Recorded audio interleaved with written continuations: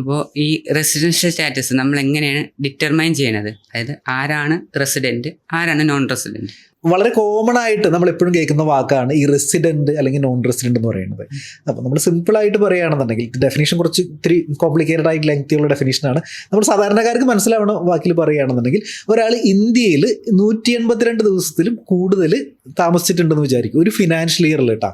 അത് കണ്ടിന്യൂസ് ആയിട്ട് താമസിക്കണം എന്നില്ല, പലപ്പോഴായിട്ടായാലും ഒരു ഫിനാൻഷ്യൽ ഇയറിൽ 182 ദിവസം അതിൽ കൂടുതലോ താമസിച്ചിട്ടുണ്ടെന്നുണ്ടെങ്കിൽ അയാൾ ഇന്ത്യയിൽ റെസിഡൻ്റ് ആണ് എന്നർത്ഥം. അപ്പോൾ അയാൾ റെസിഡൻ്റ് ആണ്, അപ്പോൾ അയാളുടെ ഗ്ലോബൽ ഇൻകം ടാക്സബിൾ ആവും. ഇനി അല്ല എന്ന് വിചാരിക്കും, അതായത് ഒരാൾ ഇന്ത്യയിൽ 182 ദിവസമോ അതിൽ കൂടുതലോ ഇല്ല എന്നുണ്ടെങ്കിൽ ഡെഫിനറ്റ്ലി അയാൾ വേറെ ഒരു സ്ഥലത്ത് റെസിഡൻ്റ് ആയിരിക്കും. അപ്പോൾ അങ്ങനെയുള്ള ആളുകളെയാണ് സാധാരണ കേസിൽ നോൺ റെസിഡൻറ്റ് എന്ന് പറയുന്നത്. അതായത് വേറെ വിദേശത്തായിരിക്കും അദ്ദേഹം പലപ്പോഴായിട്ട് 182 ദിവസം അതിൽ കൂടുതലോ താമസിച്ചിട്ടുണ്ടായിരിക്കുന്നത്. അപ്പോൾ അദ്ദേഹം നോൺ റെസിഡൻ്റ് ആണ്. ഇതാണ് ഒരു സിമ്പിൾ ആയിട്ടുള്ള ഒരു ഡെഫിനിഷൻ പറയുന്നത്.